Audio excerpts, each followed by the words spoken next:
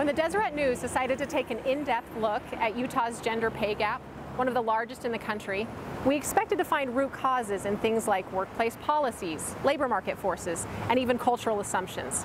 And we did. We found that many women in Utah, particularly those in the LDS faith, struggle against a narrow set of assumptions of what it means to be a woman, a wife, and a mother. These women told us about the challenges they feel trying to balance the demands of their careers with the needs of their family, and how they worry that their working or even their desire to work is often seen as out of sync with their Mormon beliefs or cultural expectations. Here are the stories of 3 working women in Utah.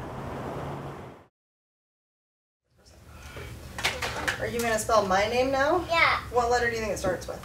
I don't know. What sound does it start with? Ma. My name's Amy Neal, and I am a teacher with Davis School District. What does Q say? What sound does Q? This is my 2nd year back in the classroom after a 9-year gap home with my kids. Ready? I'm pretty solid in my testimony that God gave us all certain talents, and that one of my talents is to teach. And I just believe pretty strongly that Heavenly Father does not want us to put those things in a box, and that there was a time for me that I was meant to be home teaching with my own children, and that now it's a time for me to kind of share that in a broader way and still be with my kids as much as possible. My name is short. Amy. I feel like I want to separate faith from culture, right? Like, I don't think there's really much in our faith that actually says you can't work. I think it's all culture. Aaron, where are we going today? The thing I keep saying to people is that for me it's about seasons. It doesn't always have to look the same. Are you excited? Yeah. This watermelon has like 3 seeds in it. Mm-hmm. And right now, I feel like I'm in this new season where I'm mashing up 2 worlds almost, and so it's obviously not always easy, but it feels like a new season. So I think maybe for other women, it's a matter of not saying, I'm in the stay-at-home mom camp, I'm in the working mom camp, but what's the season of life I'm in? Hi, buddy. Every woman will experience different seasons of her life, yet Katie, as a single woman living in Salt Lake City, has to reassure people constantly that she's happy with her life, and it's not a plan B life. This is a life God designed for her, even if it doesn't follow the typical Mormon trajectory. My name is Katie Clifford, and I work in marketing and events and have been doing them all over the country for the last about 17 years. And I grew up here in Utah and then moved all over the place and came back about 1.5 years ago. So I've had a lot of experience working inside and outside Utah culture.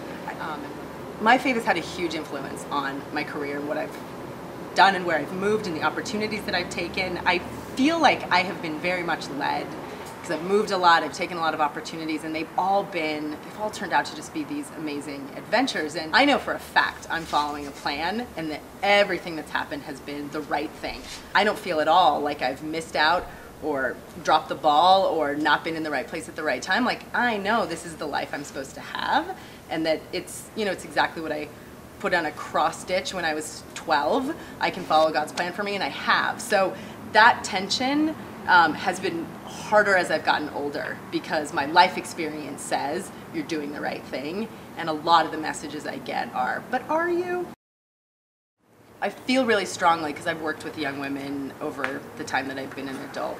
I think the thing that could most support young women and help them understand all their choices are valid is if we taught young women that the most important thing they can develop is their relationship with God and their understanding of how the Spirit speaks to them.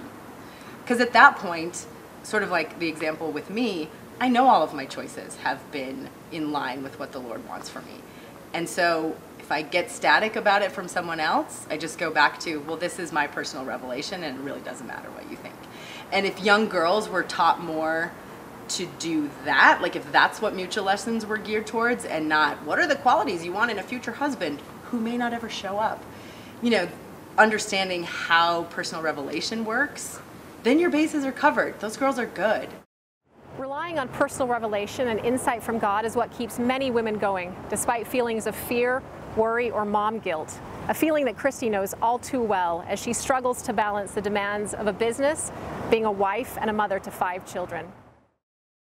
Ready and leap over step, big leaps. Let's see, Ethan. There you go. My name is Christy Doherty and I own Legacy School of Dance in Layton. It's an Irish dance company. I'm also a mother of 5 children, ages 16 down to 8 years old. Up, brush, back, whip. Working as a mother has taught me that it's important to develop the talents that I have and bless other people's lives outside of my own family circle, and that I'm actually a better mother when I can pursue those goals and dreams that I have as well. I think the biggest challenge that I feel as a working Mormon mother is the mom guilt that we feel. Where should I be? Should I be at this place at this time? Should I be with my family, with my work? And it's just knowing where I should be at the right moment that gives me that confidence.